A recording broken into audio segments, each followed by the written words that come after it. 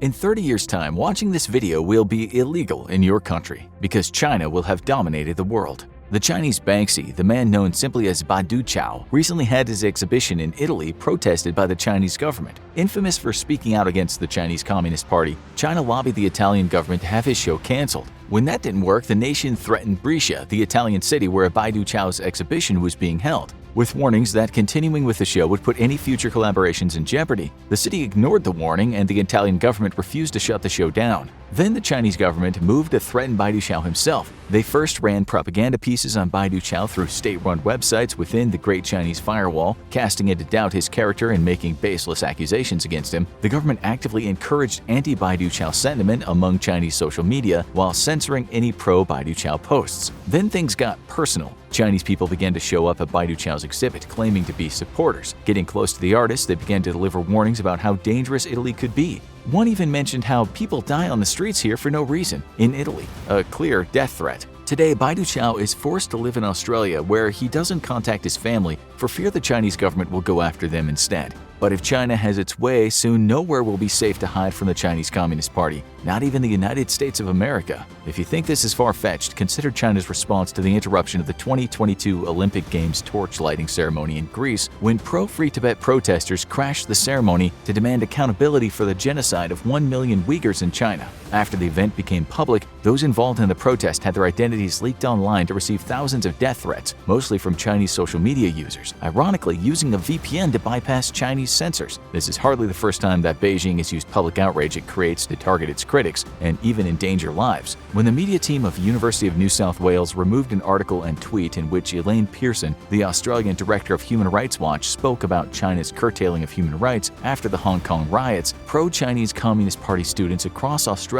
flooded the university's social media pages with hate messages. The irony here once more being that if they did this in their own country, they'd be jailed for it. But it's no laughing matter, as Australia has a large Chinese population and there are now concerns over how to preserve free speech in the face of overwhelming Chinese intimidation of China's critics. If you thought the US, a country known for its staunch defense of free speech, is safe from Chinese influence, think again. In 2020, 5 people were arrested in what the US officials called an aggressive Chinese government operation to track down dissidents and critics of Beijing in the United States and repatriate them. This operation, codenamed Fox Hunt, was according to Beijing part of an anti-corruption campaign where the targets were supposed to be brought back home to China for trial. That is frankly terrifying, as it's clear China was willing to bring these critics who sought safety in America home no matter the cost, possibly even involving kidnapping. The scary thing is that by US officials' own administration, China has several of these squads in operation across the United States, and finding and neutralizing them is now a top priority in order to protect the rights of Chinese immigrants in America. Chillingly, one of those agents caught by authorities had left a note on the door of one man they were seeking to bring back to China, which read, "If you are willing to go back to mainland and spend 10 years in prison, your wife and children will be all right." That's the end of the matter. Would China seriously murder the family of a dissident on US soil? If the threat against Baidu Chao is to be believed, the answer is yes. And in a world where China is the top power, there is no room for free speech or criticism of the Chinese Communist Party. China's current president, Xi Jinping, took power in 2013, and since then he has worked to reshape China and eventually the world in his image. While the Chinese Communist Party was always a repressive authoritarian organization, under Xi the party has not only ramped up its authoritarianism, it started to export it to other countries, but more on that later. Shortly after taking office, Xi undertook a massive anti-corruption campaign across both the Chinese government and the military. While China did in fact suffer from a massive corruption problem, ranking among the most corrupt in the developed world at the time, the truth is that Xi's purge wasn't just to root out criminal politicians and military leaders, it was to weed out anyone who might pose a challenge to his authority. It's no surprise then, as Xi sent back thousands to prison, he began to lay the groundwork for removing presidential term limits. In 2018, he accomplished that goal, when the Communist Party, staffed almost completely with Xi loyalists, voted to remove presidential term limits from the Constitution. But ruling China isn't enough for the CCP. To ensure their own survival, they need to topple the liberal globe order modeled on Western democracies, and China's got 2 plans to do just that. The first is the most direct and simple approach, and it starts off right on their own shores. China's ambitions to become the world's reigning superpower will never come to pass if it can't first topple the current reigning world superpower, the United States of America. In order to achieve this, it first must kick the US out of the Pacific for good. good, and that means building a strong navy. Navies need soldiers though, and to that end, China is preparing its people and the world for war against the United States. Since the late 2010s, a slew of Chinese action films have been released globally, featuring Chinese heroes who inevitably end up fighting against corrupt American villains. Meanwhile, China threatens to blacklist any films that feature Chinese villains, as US producers discovered in 2012 when the Red Dawn remake was forced to undergo extensive reshoots and editing to change a plausible Chinese invasion of America into an unrealistic invasion by North Korean troops. China has never been able to challenge even just the US Navy's Pacific forces, never mind the entire might of the American Navy. But in the last 10 years, China's ability to challenge the US Navy has dramatically increased, with capabilities that it could only dream of when first Xi took power.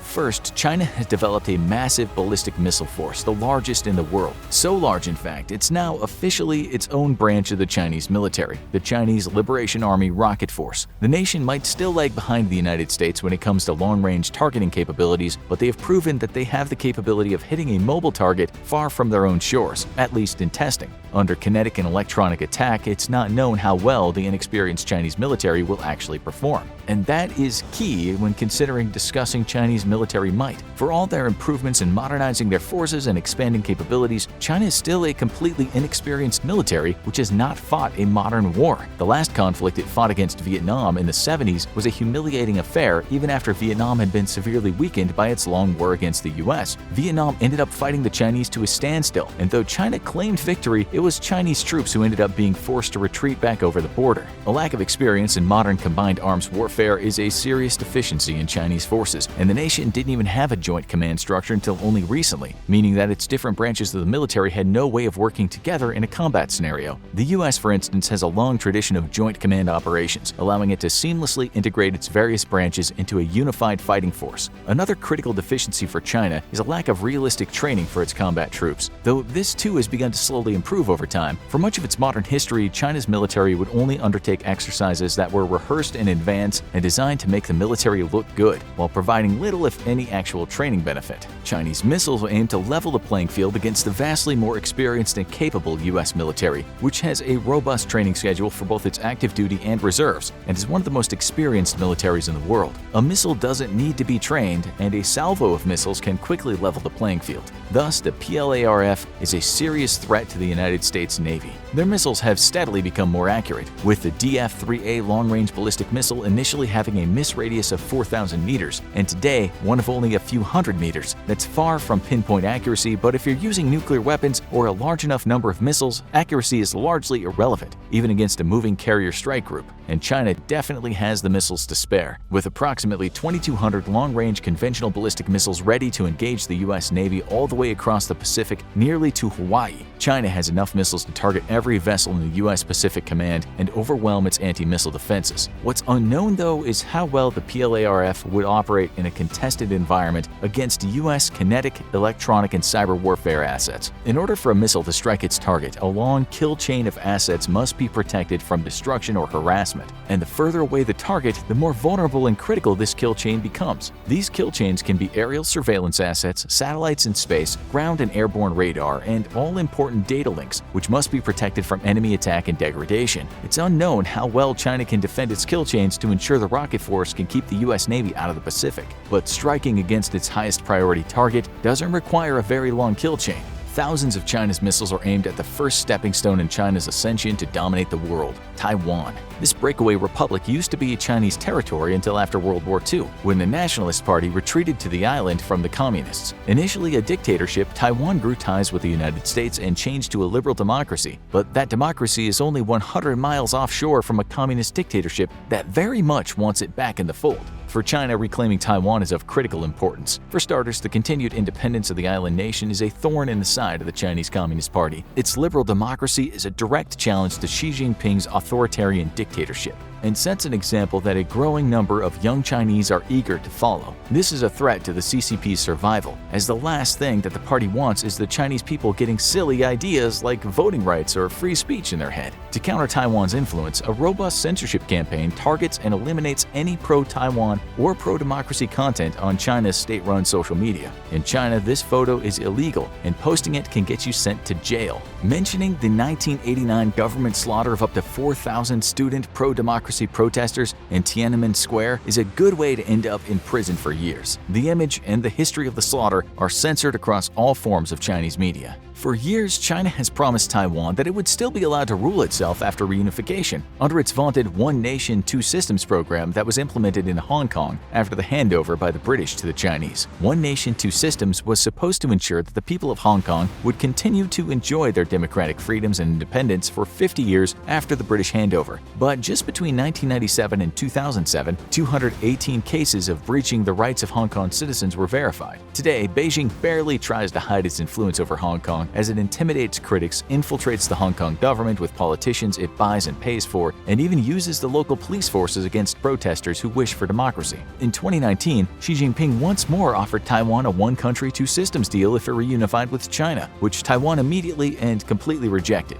Given how China has treated Hong Kong, it's difficult not to see why Taiwan's president so quickly and thoroughly dismissed any idea of being lured back into the Chinese fold with the lie of one country, two systems. Taiwan knows that once China has a foothold on its island, the democratic rights and freedoms it's enjoyed for generations are over. Taiwan's independence, however, is more than just a threat to the Chinese Communist Party's future, it's also a major military embarrassment for a country that wishes to be seen as a superpower. The definition of a superpower is a nation which can project its cultural, economic, and political and military power across the entire planet, a role that currently only the United States can fulfill. If China can't even bring an island nation of 100 miles off of its coast to a heel, how is it supposed to project its military or political power globally? As long as Taiwan remains independent, it'll prove to the world that China is incapable of projecting military or political power even just off its own shores, and thus Taiwan must fall if China is to rise. Whether it happens peacefully with reunification or under armed invasion remains to be seen, but recent polls showed that over 90% of Taiwanese supported continued independence. Retaking Taiwan, though, also gives the Chinese military the breathing room necessary to kick the United States out of the Pacific for good.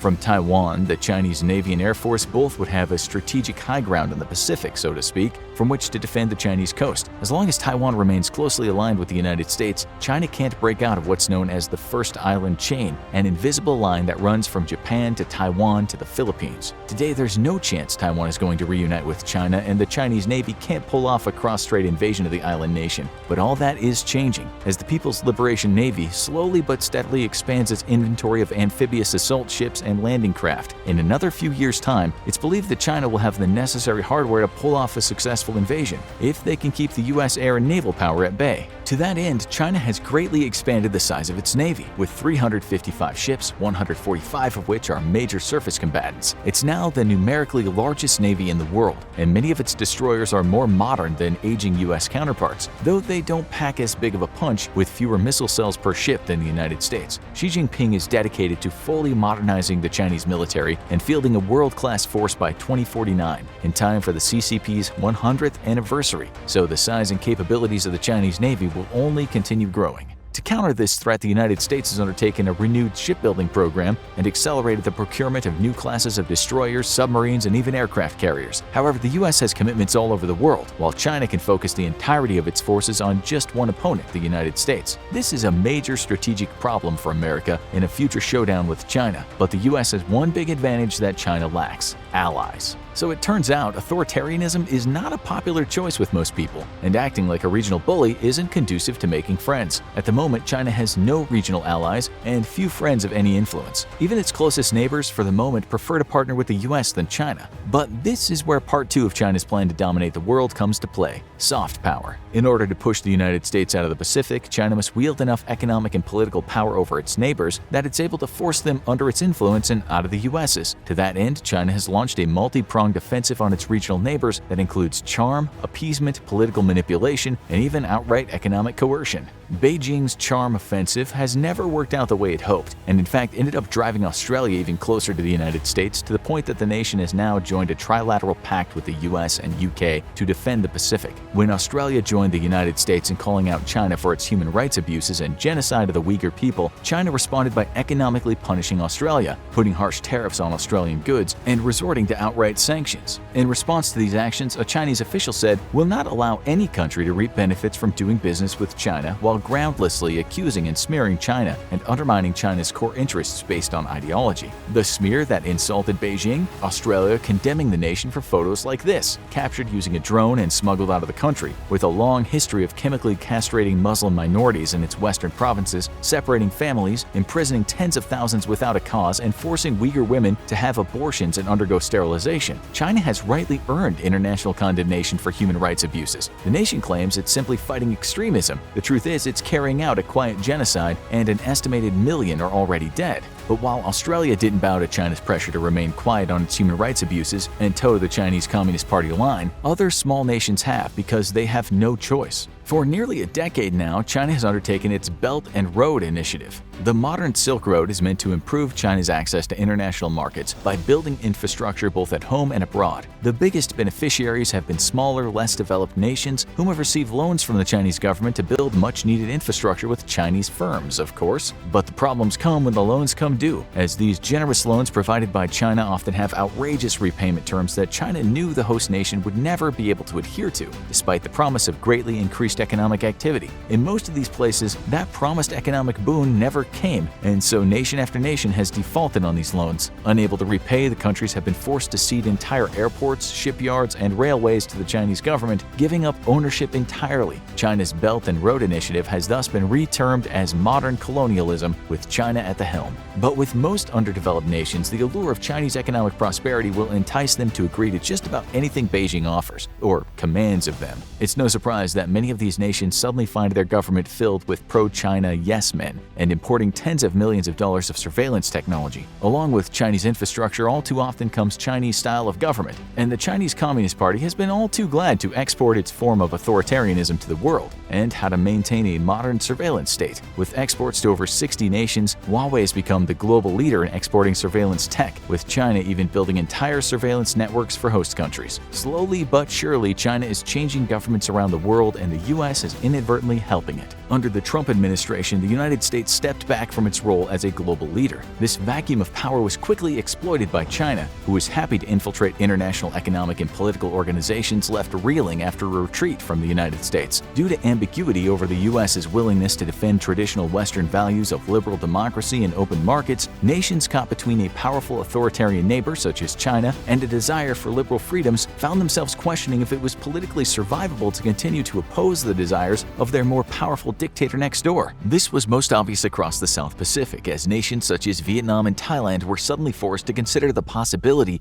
that they may no longer count on U.S. support to fend off Chinese political or military aggression. But the failure of the Trump administration to fill even basic State Department positions, hundreds of them, for over a year, was another blunder that China was happy to exploit, sending its diplomats all over the world. With no American presence on the ground, nations even as close to home as Suriname in South America turned to Chinese interests. Now, for the first time since the end of the 19th century, the United States faces growing influence of a major rival in its own backyard. If China gained a foothold in South America, it would be the first time since the 19th century that any rival power has had a presence in the Western Hemisphere. This is as intolerable to the United States today as it was in the 18th century when it removed Spain as the last European power with any influence in the U.S.'s side of the world. This is a strategic victory for America that no other nation on earth has ever enjoyed, as it allows the United States to maintain a forward presence with its military around the world, capable of quickly responding to aggression from any bad actor. If China gains a political and military foothold in South America, the United States will be forced to reel in some of its forces for homeland defense, severely weakening its place on the global stage. If the United States is to prevent China's ascension to global domination, it must once more take up the reins of a global leadership and cease its retreat from the world stage. Thankfully, while still too early to tell, it appears that a new American administration has dramatically changed course. However, China's growing economic influence is not something so easily countered. Even if African and Middle East nations are growing increasingly aware of the exploitative nature of the Belt and Road Initiative, the same can be said about China's growing military might, with Taiwan finding itself in the difficult position of resisting a growing giant on its doorstep while unsure if the United States will really defend it or not. And as the US continues to hesitate on the global stage, the rest of the world is starting to have to ask itself the same question. Is it better just to appease the Chinese Communist Party or run the risk of becoming its next victim? Now go check out China's favorite torture methods, worst punishment series, or click this other video instead.